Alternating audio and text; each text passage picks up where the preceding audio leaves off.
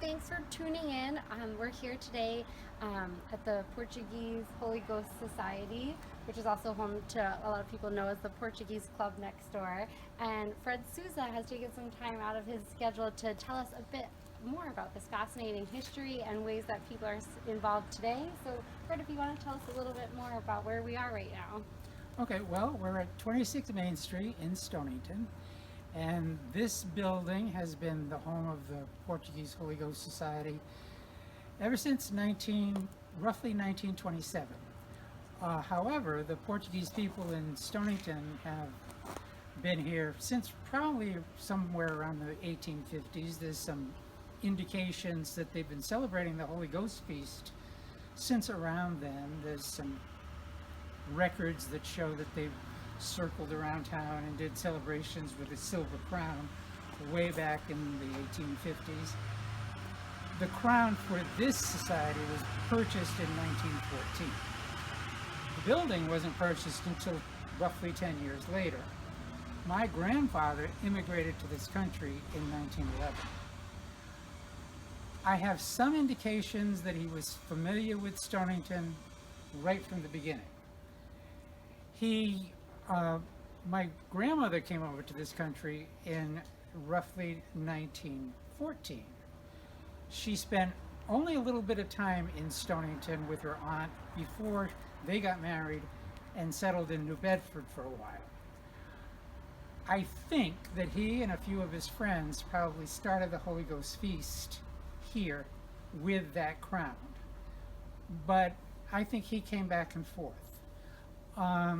I only say that because by the time they bought their house here, my mother was already roughly 7 years old, and I have some pictures of what the feast was like. They didn't have a building.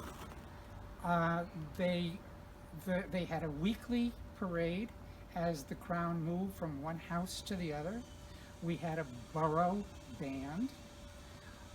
Almost all of the Portuguese people in town lived south of the cannons. Nobody down there spoke English. And so they were looking for a place to live, to have their crown have a home. This came on the market because it previously belonged to the Knights of Columbus. And the Knights of Columbus were in financial straits. I believe that they actually were almost near bankruptcy. So it went on the market. My grandfather and a few others said, we own homes, we're going to use it as collateral, and we're going to buy that building. So they did. Before that, in the earlier 20s, this feast was held on the lighthouse grounds. And we still do this parade. When we do this parade on Sunday, we go up School Street as though we're going into the lighthouse.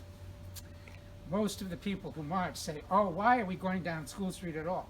Because that's Little Portugal still, even though nobody lives down there. So we go, the feast was finally had a home. They cooked here. My grandmother was the chief cook for a while. They fed everyone here, but the feast was down on Dodge Paddock. The whole of Wall Street was decorated. I have pictures of that. I've given those pictures to the Historical Society, and when they open the new part of the lighthouse, there's going to be a featured section of the Portuguese Holy Ghost Society. So I'm looking forward to seeing that. So that's the history behind the building and the crown. It became a Portuguese historical fraternal society. There are still two parts to this. The Fraternal Society, which incorporated in 1926. It's a legally incorporated society with the expressed intent of furthering the Portuguese culture. It actually has in its incorporation documents that at least once a year they will do something to bring the Portuguese culture to Stonington. Right now, not only do they do the Portuguese Holy Ghost Feast once a year, which will always be the case, even if they didn't have a building, But they started a few years ago to partner up with the music society that does music on the lighthouse lawn. We brought fado to Stonington, which is not an Azorean cultural thing, but a mainland Portugal thing. And we've been doing fado here for a couple of years. We always bring Portuguese bands in during the summer, which have become amazingly popular among the English groups. So we do that. We have fish and chips for usually we run 2 8-week sessions. This year we're going to make that a little bit shorter, so that because of the COVID thing and having to mostly use the outside courtyard. So there'll be less of that. It's going to run only until the beginning of October, or I guess the sort of the end of October, as opposed to all the way through Thanksgiving. But nothing's more Portuguese culture than fresh fish, so look forward to that. And we do it during this part of the year and also during Lent. All right. Some years, especially during like Good Friday, we have served as many as 1,000 people,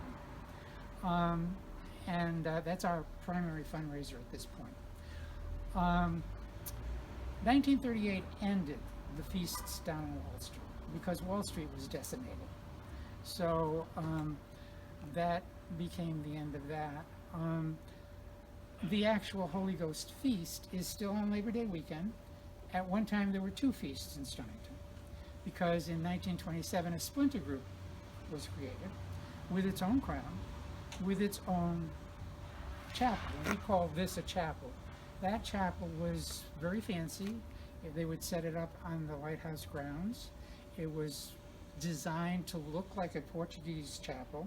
And if anyone who sees this has ever been to the Azores, right next to almost every Catholic church in the Azores, there's an actual chapel. They call it an impad. And they only use it for the Holy Ghost feast. It's only opened once a year for the few days that they do the feast, and the rest of the year it's a storage place. Well, that was what they used, and when that group broke up, and it broke up primarily because of finances, they gave everything that they had to this club. Even though they had previously been sort of enemies, they said, no, we're still brothers. So they gave them everything, including the crown. And when you see the Holy Ghost feast and the crowns, our crown is the middle-sized one. That's the one that this feast was created for. The tinier one, which is now called the Ladies' Auxiliary Feast, is the one that was the original feast crown for the other society. The Ladies' Auxiliary uses it amongst themselves, and it travels among their membership. The very large crown that travels was purchased by one of our former presidents back in the 60s. And that one travels among anyone who wants it for usually 2-week periods at a time.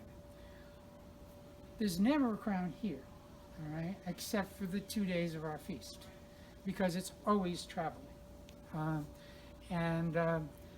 This year it's not traveling because of COVID. All right, we had to cancel our feast. We did do a blessing on Labor Day.